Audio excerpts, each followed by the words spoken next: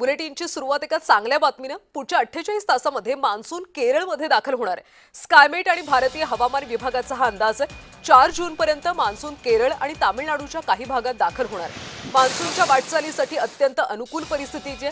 उन्हाच्या तीव्र झळा आणि उकाड्यानं हैराण झालेल्या नागरिकांसाठी अखेर अत्यंत दिलासादायक आणि आनंदाची बातमी समोर आली.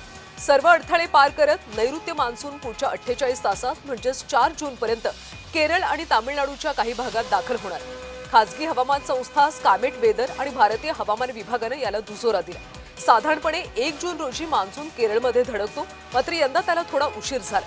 आता मात्र मान्सूनच्या वाटचालीसाठी अत्यंत अनुकूल परिस्थिती निर्माण झाली.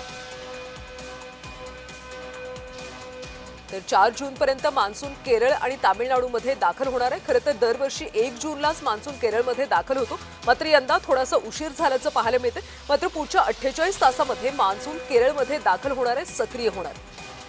त्यामुळे आपल्या सगळ्यांसाठीच खरं तर आनंदाची आणि दिलासाची बातमी आपण सध्या पाहतो. आणि याबद्दल आपण अधिकची माहिती जाणून घेऊयात. हवामान तज्ञ रामचंद्र साबळे सर सध्या आपल्यासोबत जोडले गेलेत.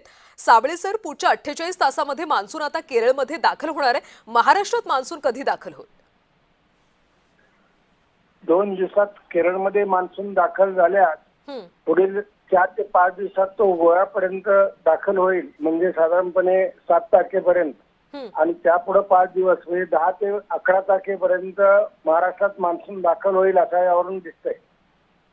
साबळे सर, खरं तर यंदा मान्सूनला थोडंसं उशीर झाल्याचं पाहायला मिळतोय. अल निनोचा सुद्धा प्रभाव पाहायला मिळतोय.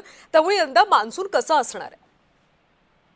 यावर्षीचा मान्सून सरासरीच्या महाराष्ट्रातल्या सरासरीच्या 98% सरासरीचा पाऊस होईल. मात्र पावसात मोठे खंड असतील. आताही खंडाचा कालावधी चालू आहे. काय मान्सून 1 जून ते 30 सप्टेंबर या कालावधीत मान्सूनचा पाऊस मोडला जातो. आताही पाऊस नाहीये.